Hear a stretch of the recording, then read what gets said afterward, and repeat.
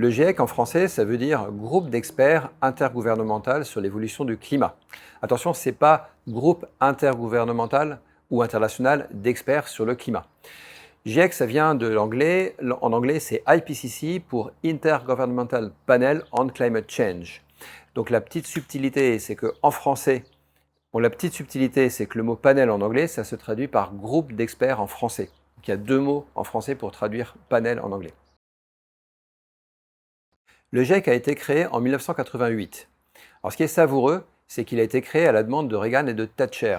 Alors pour les plus jeunes, Reagan aux États-Unis et Thatcher en Grande-Bretagne, c'était les deux libéraux de service de l'époque, et leur passage au pouvoir a vraiment marqué l'histoire du libéralisme et a vraiment infléchi l'économie mondiale vers un capitalisme beaucoup plus libéralisé qu'avant ça. Alors pourquoi est-ce que Reagan et Thatcher ont voulu créer le GIEC? C'est là que c'est rigolo, c'est qu'ils ont voulu créer le GIEC pour clouer le bec aux écolos qui commençaient à parler de global warming à l'époque. Ils se sont dit, on va prendre les plus grands scientifiques du monde, on va les mettre autour de la table et ils vont nous dire ce qu'il en est vraiment. Bon, ils n'ont pas été déçus. Plus tard, le GIEC a reçu le prix Nobel de la paix. Donc on imagine que Thatcher a dû avaler son thé de travers et Reagan a dû se retourner au fond de sa tombe. Le rôle du GIEC, ce n'est pas de faire de la recherche directement. Le GIEC, il est là pour faire de la synthèse de la littérature scientifique, de faire une évaluation des connaissances scientifiques sur le climat.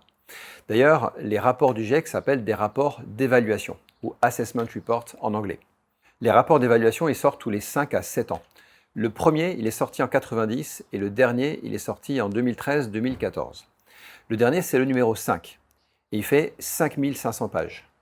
C'est à peu près haut comme ça. Le sixième, il est en préparation, il sortira en 2022 et évidemment, quand il sortira, on mettra à jour les cartes pour tenir compte des évolutions et des derniers chiffres du rapport. Le GIEC est organisé en 3 groupes de travail. Le premier, c'est sur les bases scientifiques, c'est sur les phénomènes physiques, chimiques sous-jacents au changement climatique. Le deuxième groupe de travail, il est sur les conséquences. Alors, pour être plus précis, c'est sur les incidences, l'adaptation et la vulnérabilité. Le troisième groupe de travail, c'est pour faire vite, sur les solutions. Donc on appelle ça mitigation, c'est-à-dire limiter notre impact sur le changement climatique. La fresque, elle est essentiellement basée sur le groupe de travail numéro 1, celui sur les bases scientifiques. Alors, il y a plusieurs niveaux de détail en ce qui concerne les rapports du GIEC. D'abord, il y a le rapport lui-même, le rapport complet qui fait effectivement 5500 pages. Mais après, il y a surtout les résumés techniques, qu'on appelle Technical Summary en anglais. Un résumé technique, c'est entre 100 et 150 pages et il y en a un par groupe de travail. Moi, par exemple, pour me former, j'ai lu les résumés techniques des 3 groupes de travail dans le 4e rapport du GIEC. Et après, quand le 5e est sorti, j'ai lu également ces 3 résumés techniques pour mettre à jour mes connaissances, mes graphiques et toutes les cartes de la fresque. Il y a aussi une synthèse de l'ensemble des 3 groupes de travail du GIEC qui fait autour de 140 pages.